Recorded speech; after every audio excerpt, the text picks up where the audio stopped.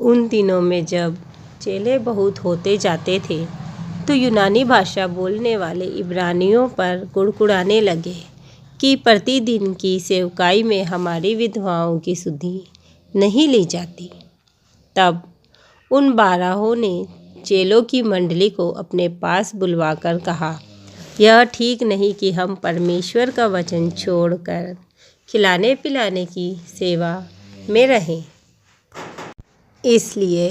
हे भाइयों, अपने में से 700 नाम पुरुष जो पवित्र आत्मा और बुद्धि से परिपूर्ण चुन लो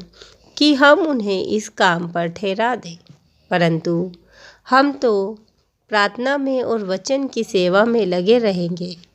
यह बात सारी मंडली को अच्छी लगी और उन्होंने स्तेफनुस नाम एक पुरुष को, जो विश्वास और पवित्र आत्मा से परिपूर्ण था, और फिलिप्पुस और प्रखुरुस और निकानोर और तिमोन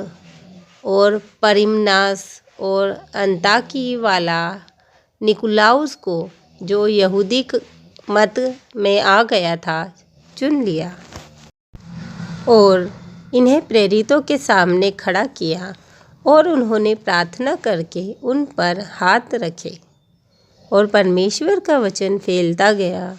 और यरूशलेम में चेलों की गिनती बहुत बढ़ गई और याजकों का एक बड़ा समाज इस मत के अधीन हो गया। स्तेफनुस अनुग्रह और सामर्थ से परिपूर्ण होकर लोगों में बड़े बड़े अद्भुत काम और चिन्ह दिखाया करता था।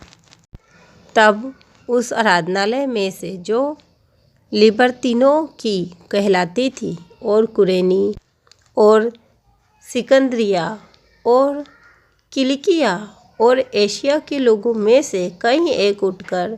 स्तेफनुस से वाद विवाद करने लगे, परंतु उस ज्ञान और उस आत्मा का जिससे वह बातें करता था वे सामना न कर सके। इस पर